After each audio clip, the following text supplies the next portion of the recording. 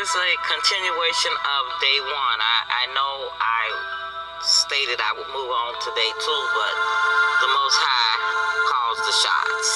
So today I want to talk about the sky and clouds as it relates to us, because thoughts are clouds and you are the sky. Okay? And that's what I want to talk about. I want to break it down as it relates to us. Now, clouds can take different shapes. They can be beautiful. They can be amazing. They can look like animals and different stuff like that. But they also can be odd and weird, and they can look like them dark ones look like they'll unleash a horrible storm upon us. Okay, thoughts are the same. Some thoughts are friendly, fun, odd, and some of them are terrifying to us. You know what I'm saying? Because we're human. We become partial to clouds.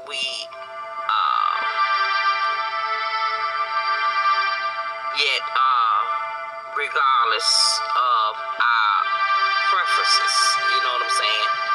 All clouds are made of the same fundamental.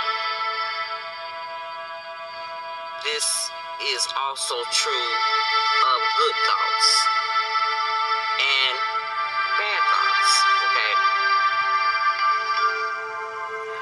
Do you have to do anything to make a dark, scary cloud go away? No. Do you have to do anything to make a dark, scary cloud go away? No. And no, do you have to do anything to make a scary thought, a dark thought, go away? Okay, the answer is no. Clouds are transcendent. Okay? Clouds can come and go quickly. Okay? Like they're late for a date or something. Sometimes they form out a vapor and then an gust of wind scatters them into nothing again. So that happens in minutes sometimes. Sometimes clouds linger for a while, filling up the sky so you can't see the sun. Okay? Yet regardless of how many clouds there are or how long they last, if you're hoping to catch a glimpse of the sky, the best strategy available to you is simply to wait. Okay? That's stillness. Thoughts work the same way. And we're hoping for a calm, peaceful mind, trying to achieve it by eliminating or forcefully quieting thoughts is an unfruitful strategy. I have learned. Okay? That's like trying to smooth rough water with your hand. You only create more waves. Clouds always leave if you let them, just like thoughts. Okay? We can understand this aspect of the nature of thoughts better by looking at another one of its characteristics. We don't control clouds. So understand that. And we don't control thoughts. Okay? And just like the weatherman and the weatherwoman, they don't control the weather. I'm sorry. They read into it as best they can. As much as we would like the weather to be gorgeous, for the upcoming panic we've been planning for weeks. Sometimes the atmosphere has other plans. Thoughts are similar. They always come and go at their own pace. We would love to be in charge of them, but we're not. Okay? At first, this might sound like bad news, but on the other side is a massive sigh of relief when you think about it. When you tap into what I'm trying to tell you. Since we can't control our thoughts, it's pointless to try. You know, and it's a waste of energy. When we see that, we don't have to do anything to stop trying, okay? Truly seeing it means the behavior stops making sense to do, okay?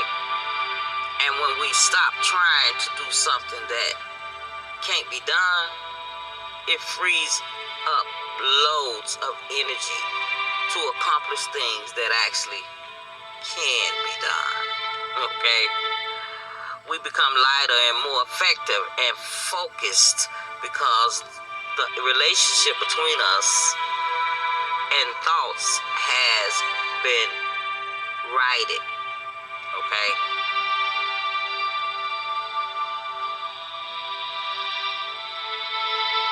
Now, this characteristic is clouds stand out more than sky. Because if you ever notice, you can go all day long, some people that is, and never really pay attention to look up at the sky. You know? But the moment a cloud is in the sky, it automatically draws your attention.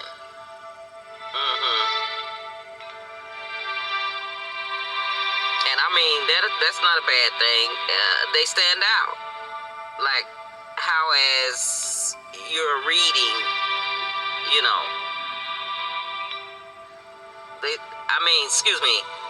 you're focusing on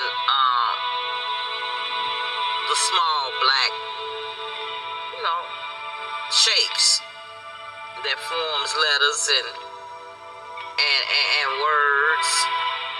You know, just like when you go to the eye doctor and they put them words up there for you to read, and you know, the last thing you're thinking about is the white around the words that the words are upon. You know, you're not thinking about the blank white background. You're thinking about the words that they're telling you to read. It makes sense that our minds work like that. It works just like that, and it's helpful in many ways. But if we spend enough time only noticing the clouds, we might get tricked into an illusion. We'll stop seeing the sky completely and think there are only clouds, you see. Some might even see clouds so clearly and persistently that they'll believe there is no sky. And the same thing of our thoughts. Yet everyone knows how tremendous a clear blue sky feels. Oh my goodness, it's splendid. And it makes you want to just sit outside with your loved ones until the stars appear, you know, or just forever. And then the clouds return, and we focus on them again. See? So, you know, on this journey of life, we can rediscover the wisdom, peace, and well-being that are always inside of us. You see, and we let it shine out. That's what it means by letting your light shine. And we do that by learning things about the nature of thoughts, which happen to be pretty similar, real similar, and has the same function as the clouds. Okay? Now, understanding that thoughts continually arise but are impermanent. Okay, they ain't permanent. Take any variety of forms and can't be controlled, weakens the grip they have on us. If we just know this, okay, when their grip weakens, we regain a magical ability, okay? We stop focusing just on thoughts and develop an organic fascination with the thing that makes thoughts possible. And what is that? That's the space in which they occur. A blank space mind and a blank sky. The sky affords the clouds to form. Okay?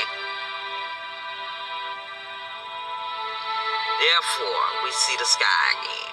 When separation grows between us and thoughts, positive change happens spontaneously. That's because who we really are, each of us, is happy, peaceful, mentally healthy, loving, and confident, expressed uniquely through the prism of our individual personality. Those traits reemerge because thought is the only thing that can obscure our true nature. You see, when thoughts stop mattering to us, we get in touch with who we are underneath them.